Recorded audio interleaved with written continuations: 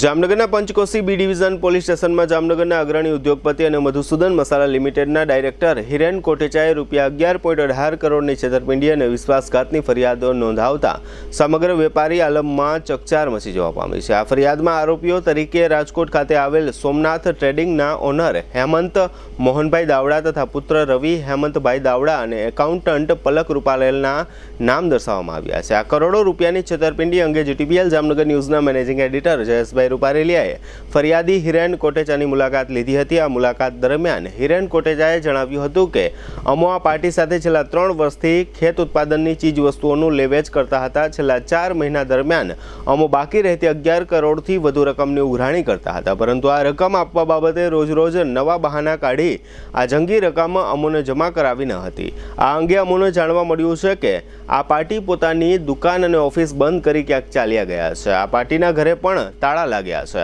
આ પાર્ટીના એકાઉન્ટન્ટનું કામ કરતા પલક રૂપારેલે બેંકનું ખોટું સ્ટેટમેન્ટ બનાવી અમારી સમક્ષ રજૂ કર્યું હતું અને કહ્યું હતું કે તમારી બાકી રહેતી રકમ અમારા ખાતામાંથી ઉપડી ગઈ છે। ત્યારબાદ અમો અમારી બેંક અને સામેવાળી બેંકના ખાતામાં આ એન્ટ્રી અંગે તપાસ કરતા કોઈ રકમની લેતી દેતી થયેલ નથી તેવું જાણવા મળેલ હતું।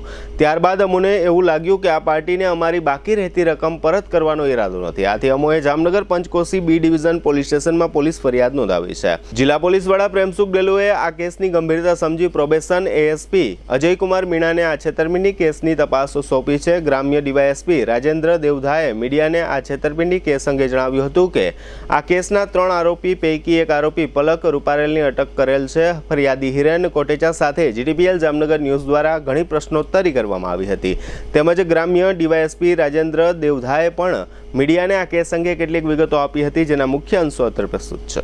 જીટીપીએલ જામનગર ન્યૂઝમાં તમામ દર્શકોનું સ્વાગત છે। આજે અમે લોકો મધુસૂદન મસાલા પ્રાઇવેટ લિમિટેડ ખાતે આવ્યા છે અને ખાસ કરીને એમના ઉપર એક છેતરપિંડી થઈ છે, વિશ્વાસઘાત થયો છે એવી એક ફરિયાદ જે મધુસૂદન મસાલા પ્રાઇવેટ લિમિટેડના ડાયરેક્ટર છે એવા હિરેનભાઈ કોટેચાએ લખાવી છે અને ગઈકાલે ફરિયાદ દાખલ થઈ છે પોલીસમાં। અને ખાસ કરીને જેની ફરિયાદ થઈ છે જેની સામે એવા રાજકોટના વેપારી છે હેમંત મોહન દાવડા, રવિ હેમંત દાવડા અને પલક કિરીટ રૂપારેલ। આ રીતે મોટી રકમ છે અને ખાસ કરીને 11,18,28,463 એવી જંગી રકમની છેતરપિંડી થઈ છે, વિશ્વાસઘાત થયો છે। એટલે આના જે ફરિયાદી છે એવા હિરેન કોટેચા આપણી સાથે જોડાયેલા છે। આપણે એમને પૂછો કે સાહેબ, આવડી મોટી રકમની ફરિયાદ દાખલ કરી છે તમે ગઈકાલે, શું કેસો કઈ રીતે હાથ બની છે? છેલ્લા 3 વર્ષથી અમે આ હેમંતભાઈ રવિભાઈ સોમનાથ ટ્રેડિંગ રાજકોટ વેપારી છે તેની જોડે અમે કામ કરતા હતા અને માલની લે વેચ કરતા હતા એની જોડે, અને વહીવટ બરાબર ચાલતા હતા। અને અત્યારે અમારા 11 કરોડ જેવી રકમનું પેમેન્ટ એને મોકલેલ નથી અને અમે એની વારંવાર ઉઘરાણી કરતાં પેમેન્ટ આવી જશે એવો અમને વિશ્વાસ દેતા હતા કે ભાઈ ટૂંક સમયમાં આવી જશે, અને વારંવાર ઉઘરાણી કરતા હોય અને અમને ખોટા સ્ટેટમેન્ટ આપ્યા બેંકના, આરટીજીએસ કરેલા છે એવા વોટ્સએપમાં અમને મોકલેલા ડોક્યુમેન્ટ, અને એની અમે તપાસ બેંકમાં કરતા તો એવું જાણવા મળ્યું કે ભાઈ આ બધું ખોટું છે અને એને જાલી બનાવેલું છે એવા અમને બેંકમાંથી જાણવા મળ્યું। એટલે પછી અમે એની જોડે વાત કરતાં એને અમારી સાથે કોન્ટેક્ટ બંધ કરી દીધો, અમને ભેગા નથી થતા। એટલે પછી ના છૂટકે અમારે પોલીસ ફરિયાદ કરવી પડી। એક અમારા ઉપર વિશ્વાસઘાત છેતરપિંડી જ કરી છે, અત્યારે એ પોલીસ તપાસ ચાલુ છે। ખાસ કરીને કેટલા સમયથી આ પેમેન્ટ રોકાયેલું છે? પેમેન્ટ તો અમે આમ તો 3 વર્ષથી આ કામ કરતા હતા એટલે આગળ પાછળ પેમેન્ટ રોકાતું હોય અમારું થોડું બહુ, પણ આ પેમેન્ટ અમારે 2 ડિસેમ્બરથી રોકાયેલું છે। પોલીસ ફરિયાદ કરી ત્યારે પોલીસ ડિપાર્ટમેન્ટે આપને શું કીધું? ના, પોલીસ તો અમારે ફરિયાદ લીધી અમારી અને તપાસ કરશું એમ જણાવ્યું। અત્યારે કોઈ મોટા અધિકારીને મળ્યા છે આ ફરિયાદ બાબતે? અરજી આપેલી એસપી સાહેબને। એસપી સાહેબને રૂબરૂ મળ્યા હતા? હા, રૂબરૂ અરજી આપેલી। શું એમણે વાત શું કરી, કેટલાક સમયની અંદર આ વાત બનશે? ના, એવો કોઈ પાકો સમય નથી આપ્યો, પણ નિષ્ઠાપૂર્વક કામ કરશું ને અમે તમને મદદરૂપ થશું એવું જાણ કરી। તમને શું લાગે છે સામેવાળા જે પાર્ટી છે એ કેવી લાગે છે, શું લાગે છે તમને એમાં? કેમ આ રીતે વિશ્વાસઘાત કરવાની એને કેમ વાત બની છે? હવે એના કહેવા મુજબ પહેલાં કોન્ટેક્ટમાં હતા ત્યારે વાત થતી હતી ત્યારે તો કહેતા હતા કે ભાઈ અમારે થોડોક પ્રોબ્લેમ થયો છે, અમારા પેમેન્ટ ફસાણા છે એવી ચર્ચા કરતા હતા, અને આપણે એટલે તો થોડો સમય પણ એને આપેલો, પણ એ જે સમય આપ્યો એ પ્રમાણે પણ એને પેમેન્ટ આપ્યું નહીં આપણે, એટલે પછી અમારે આ પગલું લેવું પડ્યું। આમાં ધારો કે 3 જણા છે, હેમંતભાઈ દાવડા છે, રવિ દાવડા છે અને પલક રૂપારેલ છે. આ 3 લોકોનો આમાં સંડોવાયા છે. ત્રણેય સાથે હતા. રવિભાઈ સાથે મારે વહીવટ થતો, ટૂંકમાં સોદા થતા, માલની લેતી દેતી થતી. હેમંતભાઈ એના ફાધર છે અને તે ત્યાં હોય છે. અને પલકભાઈ સાથે પેમેન્ટની ને આ તે જે કંઈ બિલિંગની કે પાછળનો જે વહીવટ હોય તે પલકભાઈ સાથે થતો અમારે. ખાસ કરીને આજે ધારો કે આવડું મોટું પેમેન્ટ છે, તમને લાગે છે કે એમની પાસે કંઈ મૂડી છે કે પ્રોપર્ટી છે એવું કંઈ દેખાય તમને? હા, પાર્ટી તો સારી હતી ને સદ્ધર હતી, એટલે હોય હશે તો ખરા જ. કે એની દુકાન કે એની ઓફિસ જે કંઈ સોમનાથ ટ્રેડિંગ કંપની જે છે એ ચાલુ છે કે અત્યારે બંધ છે? અત્યારે અમે એની દુકાને તપાસ કરી લઈ, બંધ છે. છેલ્લા 15-20 દિવસથી આ અમારા કોન્ટેક્ટમાં નથી ને તે અમને ત્યાં ભેગાઈ નથી થતા. ઘર ઉપર તપાસ કરી છે? હા, ઘર પણ બંધ છે. એટલે એનો મતલબ કે એ લોકો ફરાર થઈ ગયા છે, નાસી ગયા છે. હા જી. એટલે આ રીતે જોયું તમે કે આ હિરેનભાઈ કોટેચા હતા અને 11,18,28,400ની સામેવાળાએ એની ઉપર છેતરપિંડી કરી છે. હેમંત દાવડા છે, રવિ દાવડા છે, પલક રૂપારેલ છે. આમ તો આવડી મોટી ક્રેડિટ આપી છે મધુસૂદન મસાલા પ્રાઇવેટ લિમિટેડે. એટલે એનો મતલબ કે એ આબરૂદાર માણસ છે. સામે પણ વ્યવસ્થા હશે ગમે તે કારણથી, અથવા તો એની નીતિ એ રીતે ખોટી પડી હશે અથવા તો એનો ઈરાદો ખોટો હશે. એટલે લગભગ હું માનું ત્યાં સુધી આ એક પાર્ટીના પૈસા નહીં, અનેક પાર્ટીના પૈસા હશે. હજી આપણે હિરેનભાઈને પૂછશું કે સાહેબ તમે પછી તપાસ કર્યા પછી તમને એવું કંઈ જાણવા મળ્યું છે કે તમારા એકના પૈસા છે કે અનેક પાર્ટીના પૈસા આ બાબતને આ દાવડા પરિવારે રોક્યા છે? હા છે, અમુક પાર્ટીના રોકાયેલા છે. કેટલીક રકમ હશે અંદાજે? એ તો કંઈ ખ્યાલ ન આવી શકે આપણે, પણ આપણા ગ્રુપમાં 2-3 પાર્ટી ટૂંકમાં વાયા જાણીતી નીકળી એના રોકાયેલા છે. છેલ્લે તમે જ્યારે વ્યવહાર કર્યો ત્યારે તમને શું લાગ્યું હતું?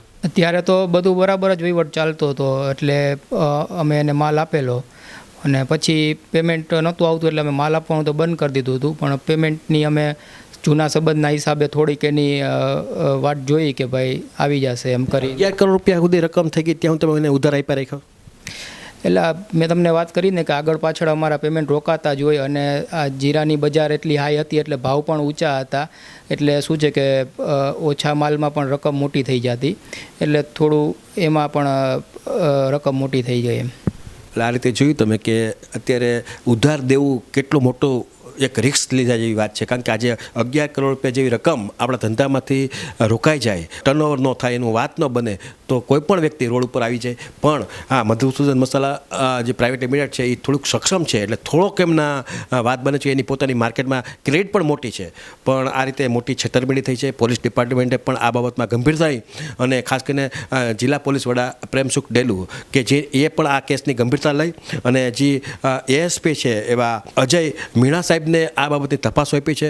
લગભગ શોર્ટ પીરિયડની અંદર જ આરોપી પણ એ એરેસ્ટ કરી લેશે. ફરિયાદી છે એને પૈસા પેમેન્ટ કેવી રીતે પાછું મળે એ ટાઈપના પોલીસ ડિપાર્ટમેન્ટ તરફથી અત્યારથી જ પ્રયત્નો શરૂ થઈ ગયા છે.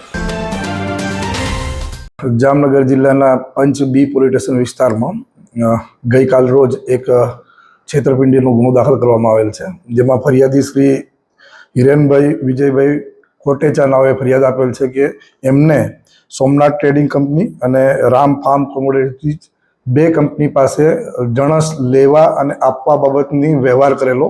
એ વ્યવહારની અંદર જણસ લેવાની જે હતી એ પણ એમને પૂરી નહીં પાડીને પૈસા લઈ લીધેલા છે અને જણસ આપવાની હતી એ પણ એમને વેચી છે, એના અલગ પૈસા નથી આપ્યા. એવા એમ કરીને એમને અલગ અલગ જણસ અલગ અલગ સમયે છેલ્લા 3 વર્ષથી વ્યવહાર કરવા છતાં આ છેલ્લા સમયે થોડા ઘણા પૈસા આપીને વિશ્વાસ કેળવી અને પછી પૈસા નહીં આપીને છેતરપિંડી કરેલાની ફરિયાદ દાખલ થયેલ છે, જેમાં કુલ 11 કરોડ 18 લાખની આજુબાજુની છેતરપિંડીની ફરિયાદ દાખલ કરવામાં આવેલ છે. જેમાં ફરિયાદી તરફે માંગણી કરતા આ ફરિયાદમાં જણાવેલ આરોપીઓ પૈકી હેમંતભાઈ દાવડા, રવિભાઈ દાવડા બંને પિતા પુત્ર થાય છે અને રવિભાઈ દાવડાના શાળા પલકભાઈ રૂપારેલ કે જેમના દ્વારા વધુ માંગણી કરતા પૈસાનો નાણાકીય વ્યવહાર આ પલકભાઈ કરતા હોય. પલકભાઈએ 5 કરોડના આરટીજીએસ કરી અને ફરિયાદીને બતાવેલ કે ભાઈ આ આરટીજીએસ તમારા ખાતામાં કરેલ છે, પણ પરંતુ ખાતામાં પૈસા નહીં આવતા એમને વેરીફાઈ કરતા પછી તપાસ કરી તો આરટીજીએસ કરેલું અને બેંકનું એકાઉન્ટની ડિટેલ છે એ બંને વસ્તુ ખોટી મોકલેલ. એટલે કે આ રીતે પણ એમની સાથે છેતરપિંડી કરી અને ખોટી રીતે દસ્તાવેજ ઊભા કરીને કાર્યવાહી કરેલ હોય. પંચ બી પોલીસ સ્ટેશનની અંદર અમે 465, 467, 468, 406, 420 અને 114 મુજબ ગુનો દાખલ કરેલ છે. આ ગુનાની તપાસ હાલ એએસપી શ્રી મીના સાહેબ કરી રહેલ છે. આ બંને આરોપીઓ રાજકોટના છે ને, ત્યાં ટ્રેડિંગ કંપની ચલાવે છે અને એ પૈકીના આરોપી નંબર 3 પલકભાઈ રૂપારેલને પોલીસ દ્વારા ધરપકડ પણ કરવામાં આવેલ છે.